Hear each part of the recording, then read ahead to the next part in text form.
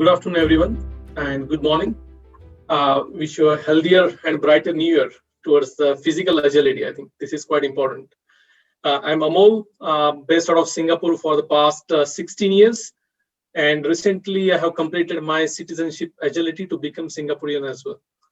I was previously leading Barclays Bank's APAC group-wide transformation for 10,000 plus people and have been part of 25 plus enterprise transformations across 8 different industries. Right. So today I'm going to share one of the financial sector's transformation journey in the next 15 minutes, and I would be happy to take the questions at the end and during the breakouts. What's the context? So this is more about very much exciting story about one of the bank's experience, which successfully reinvented the alignment of thousands of people. It is a APAC bank, 7,000 plus staff. Area is more about digital and retail operations.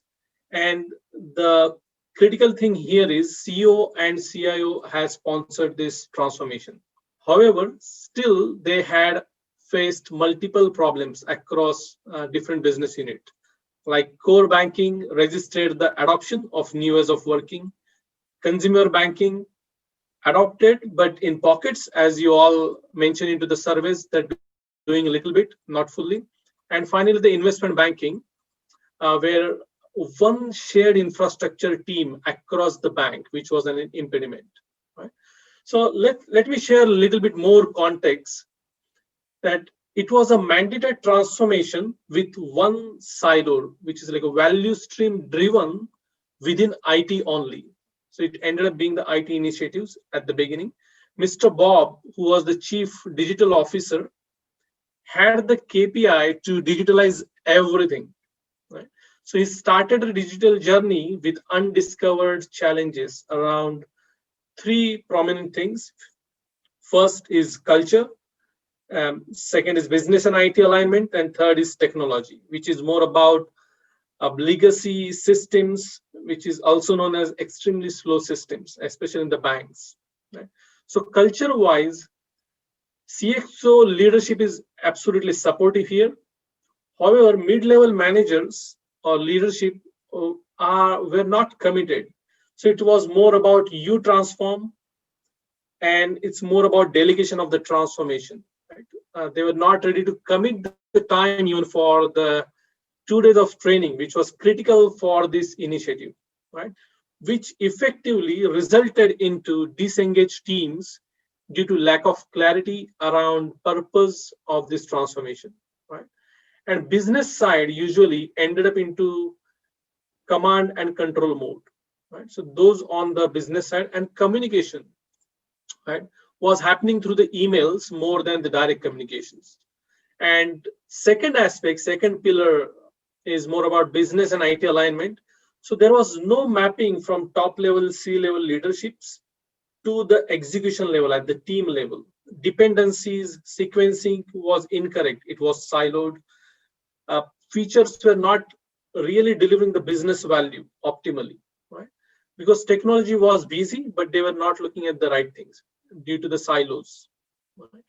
And the last parameter, third, which is technology, where there was no appetite for automation. Systems were old, systems were monolithic. There was a lack of microservices architecture and absolutely unclear DevOps adoption clarity, right? And it was happening, but it was again in the pocket. So they were not realizing the benefits out of this. What was stalling actually the enterprise agility, even though there was a C-suite executive support, right?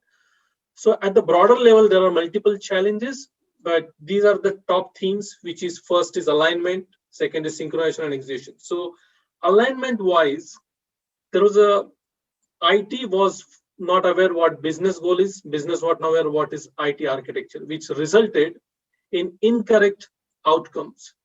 Agile values, principles, they were practiced, but only within IT. So business was not engaged.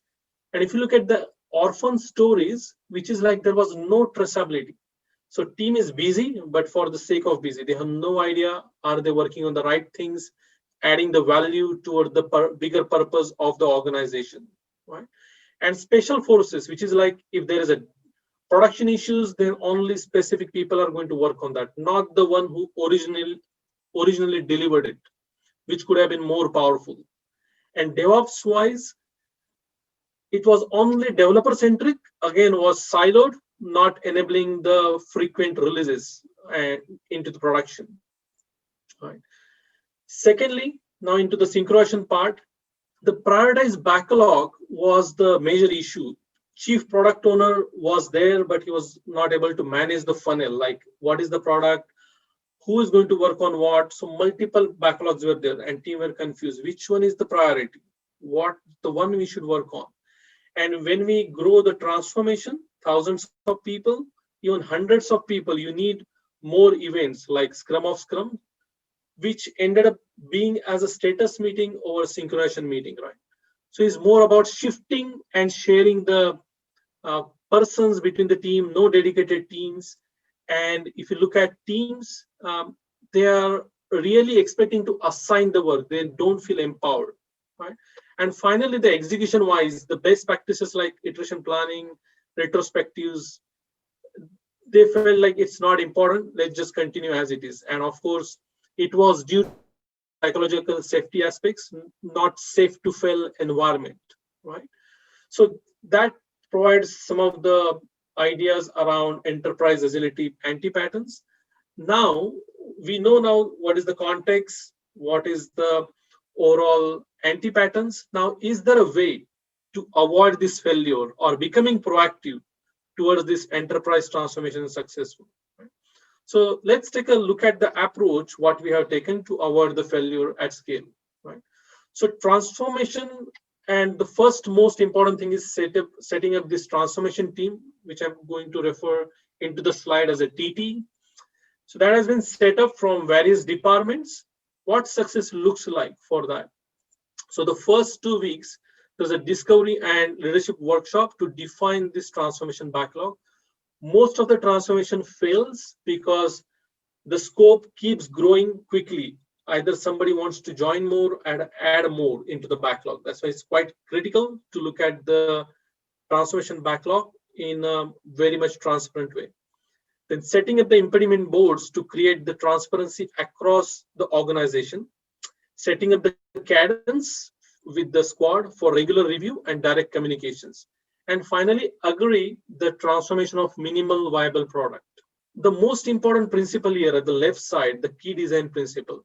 For any large transformation, team is the heart of the transformation, is the heart.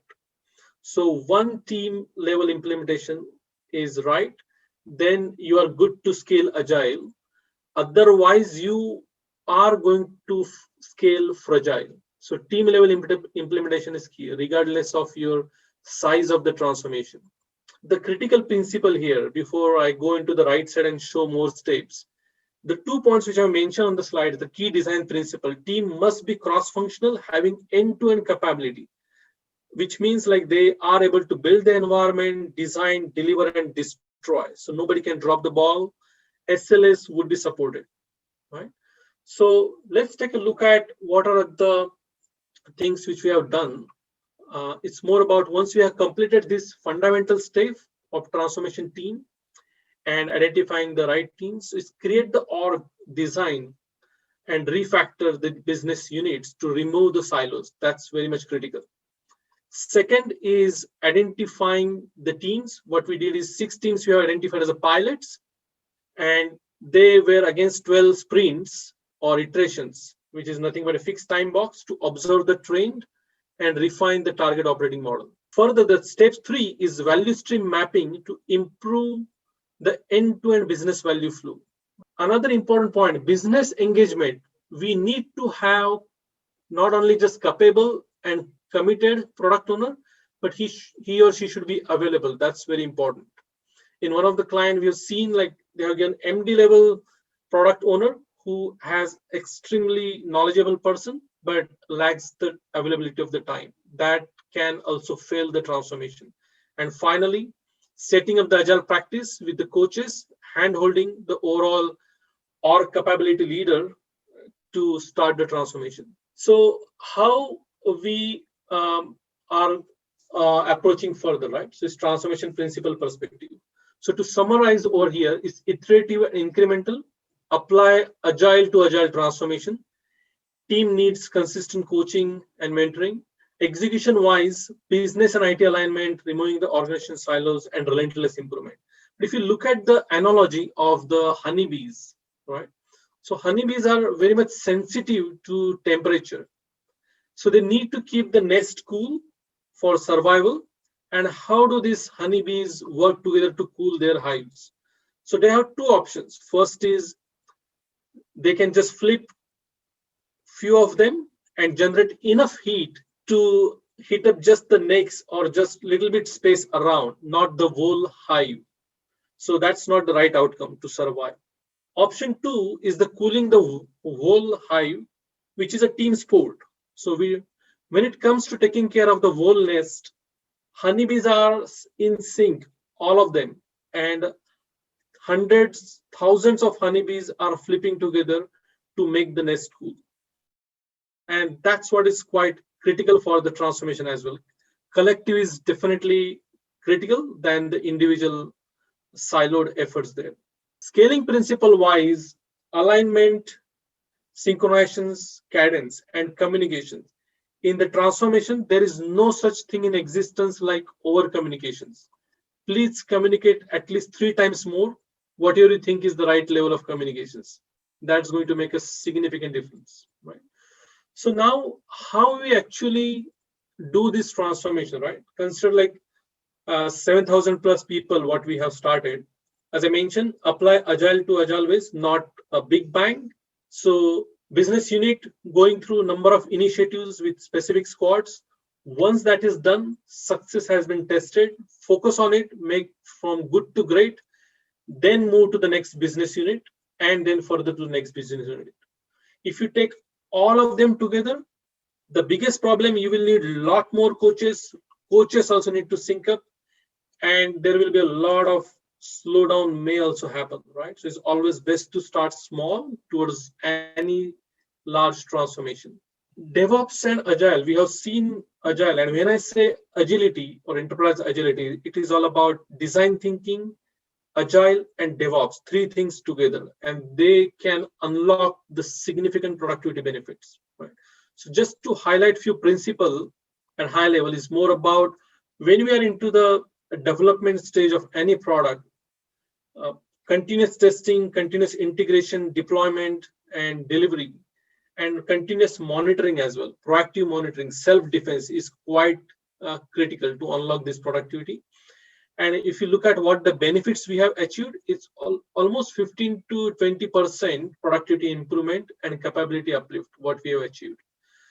And overall, enabling this integration of cloud and legacy applications moving to microservices, we managed to achieve almost 3 to 5 million per annum productivity benefits, right? So there is a quantitative measurement, not just qualitative aspects, right? So if you look at the graph in a simplistic way, Agile is going to give you benefits, change the culture part. DevOps is going to provide you additional benefits. With that, what exactly we have achieved, right, at the end of the engagement? We have set up the portfolio wall for C-suite and organization level transparency. Program level governance has been set up for traceability. Prioritization is absolutely critical. I would say not just prioritization, but ruthless prioritization using this DVF, which is desirability, viability, and feasibility, and weightage shortage job first. What is the job site? What is the cost of delay? These are the technique for prioritization. And the leadership onboarding onto the new ways of working. Otherwise, middle management gets sandwich, kind of. It is a sandwich pattern where leadership asks report into the traditional way and team is doing in agile way. That's why it's quite important leadership is onboarded. Measure what matters. Identify the matrix which is going to provide the exact measurement and the trend where we are leading, and overall organizational structure, right? So if you look at a couple of statistics wise, the environment wise provisioning, which is looking at the cloud, there was a significant change.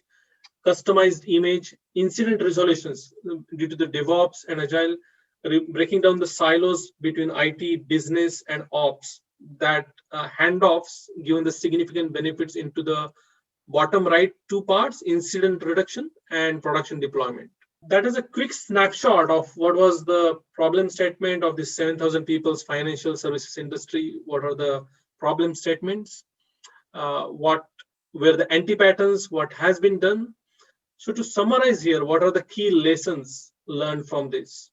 Leadership is most critical, where we clearly had the buy-in. However, it is just not enough. The transformation, mandating just the transformation is not enough. Delegation is going to spoil the transformation. So it is all about leadership is engaging and becoming part of the journey themselves, right? So it's support, commitment, and engagement is critical, right? For sustaining the transformation. Starting the transformation is easy, sustaining is very difficult. And transformation is a few years journey. That's the important thing to remember, right? So responsibility for overall organization is everyone is accountable for the transformation. So how we empower the people and how we remove that fear, make the environment psychologically safe, those all things are down to the leadership. If you do not have the buy-in at the leadership level, it's best to delay the decision to start the transformation. Another thing which I have observed in the number of transformation, not in just, many times there is a loads of training happens, thousands of people getting trained, but there is zero coach support and the transformation stalls. People get frustrated. We haven't trained how to leverage that knowledge or apply that knowledge, right? So seasoned transformation coaches are highly recommended over do-it-yourself approach. Otherwise, it could end up like blind is guiding blind. Based on the training, we're assuming something and trying to do something based on the assumptions. Reiterating again, transformation is a journey. It is iterative and incremental. Start small towards the big dreams. And C-suite portfolio wall is critical. Please keep them up to date through the electronic boards. We had set up the physical boards pre-COVID world for greater transparency. So even the CEO also knows when he walks through the wall or through that virtual board now, where exactly we are into the transformation, right? And agile DevOps practices in pockets, you can do it. You will get some benefit, but you will not realize the real full potential of it. So I will highly recommend to go start small with the culture change and be the change yourself.